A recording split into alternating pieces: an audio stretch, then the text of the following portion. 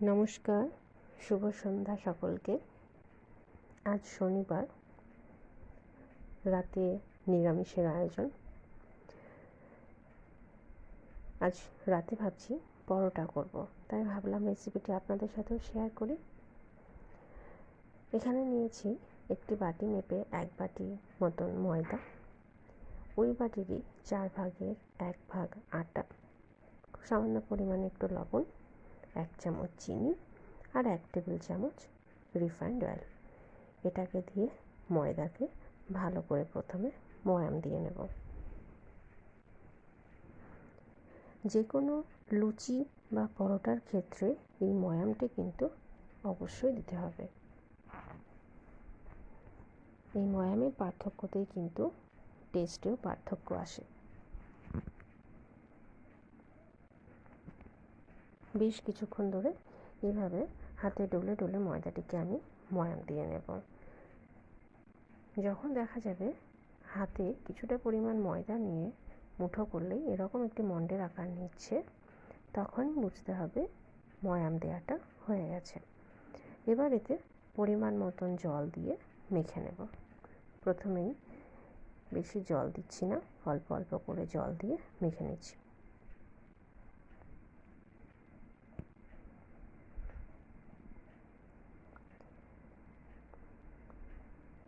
মাখার সময় অবশ্যই খেয়াল রাখবেন ময়দাটি যেন খুব বেশি নরম না হয়ে যায়, আবার খুব বেশি শক্তও যেন না থাকে।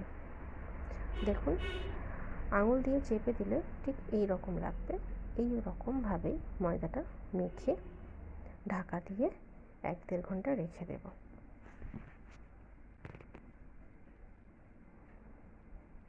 দেখুন, 1-1.5 ঘন্টা পর চিনিটা গলে গেছে। এবার ময়দাটাকে আমি ভালো করে মেখে নিচ্ছি।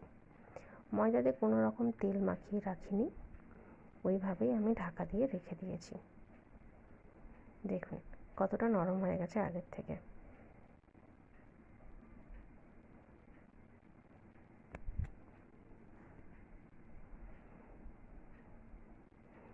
এইভাবে মেখে নেওয়ার পর ময়দা থেকে আমি লেচিগুলো কেটে নিচ্ছি। লেচির মাপটা আপনারা অবশ্যই নিজের পছন্দ মতন করবেন। আমি এখানে একটু বড় করে লেচিগুলো কেটেছি।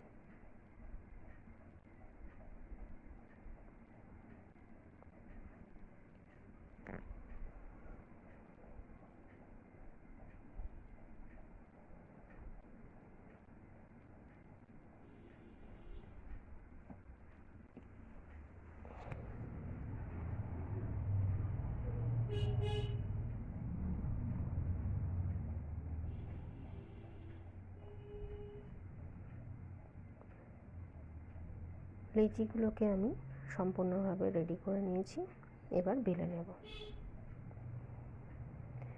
বেলার জন্য প্রথমে খুব সামান্য পরিমাণে একটু আটা আমি নিয়েছি, এখানে কোনো তেলের ব্যবহার করছি না।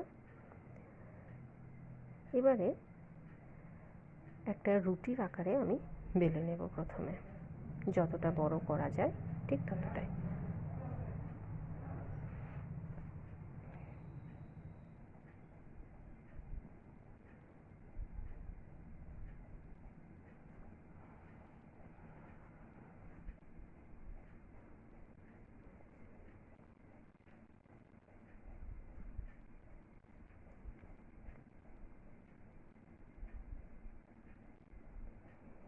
এবারে যখন রুটির মতন বেলা হয়ে গেছে, ওইখানে দিয়ে দেব সামান্য পরিমাণে একটু তেল, এবং তেলটা পুরো গায়ে মাখিয়ে নিয়ে তাতে কিছুটা পরিমাণে, খুব সামান্য পরিমাণে ময়দা আমি ছিটিয়ে নিচ্ছি। দিয়ে পরোটার আকারে ভাঁজ করে সাইডে রেখে দেব।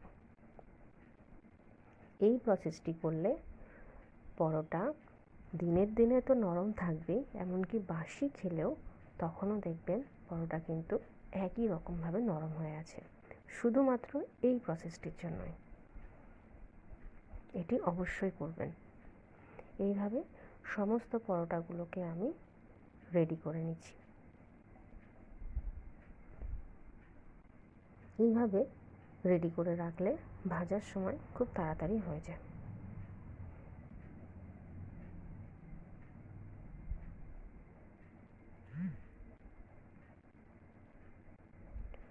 সমস্ত লেচিগুলোকে আমি করে নিচ্ছি। এরপরে গ্যাসে একটি তাওয়া বসিয়ে দেব, তাওয়াটি গরম হোক। এবার পরোটাগুলোকে আমি বেলে নেব। যতটা পাতলা করা যায় ততটা ভাবে আমি বেলে নিচ্ছি।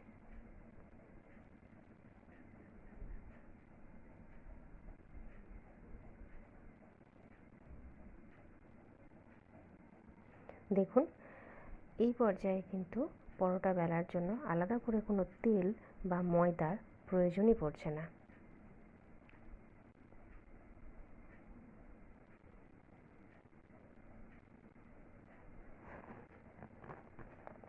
পরোটা ভাজার জন্য কিন্তু তাওয়াতে আমি আগের থেকে খুব বেশি তেল দিইনি, সামান্য একটু তেল আমি ব্রাশ করে রেখে দিয়েছি। গ্যাসের ফ্লেমটা হাইতে রেখেছি। এবার পরোটাগুলো দিয়ে দেব।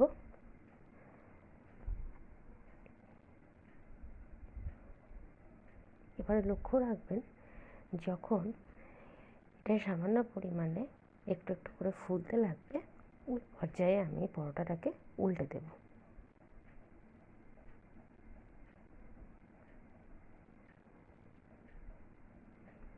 উল্টানোর কয়েক সেকেন্ড পরে চামচে করে সামান্য তেল আমি পরোটার চারিদিকে ছড়িয়ে দেব। তেলটি দেওয়ার সাথে সাথেই দেখুন পরোটা ফুলতে লাগবে।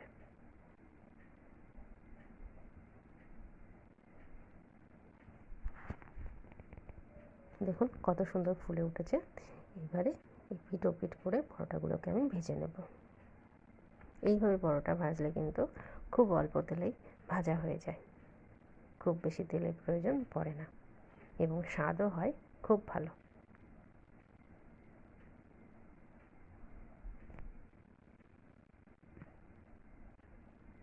এটি আমার ভাজা হয়ে গেছে, তুলে নেব এবং বাকি পরোটাগুলো ভেজে নেব।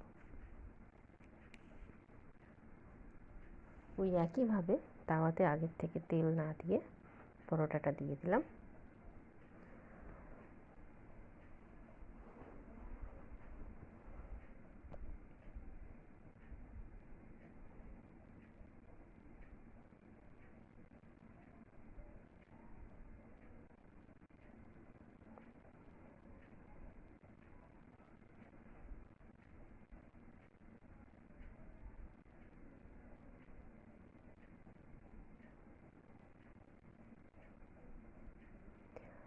এই পরোটা উল্টানোর সময় খুব সাবধানে করবেন, কারণ অনেক সময় উল্টানোর মুহূর্তে তেল ছিটে আসে গায়ে।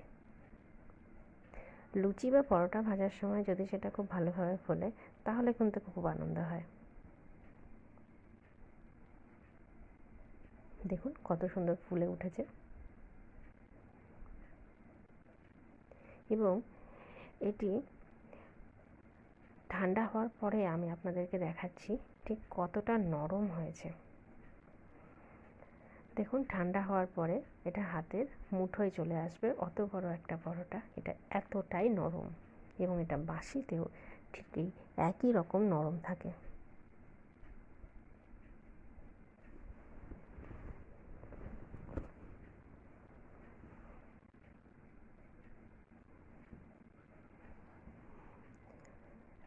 পরোটা বা লুচির ময়দা মাখার সময় সাদা ময়দার সাথে সামান্য পরিমাণে একটু যদি আটা মিশিয়ে নেওয়া হয় তাহলে কিন্তু তার স্বাদ ভালো হয়।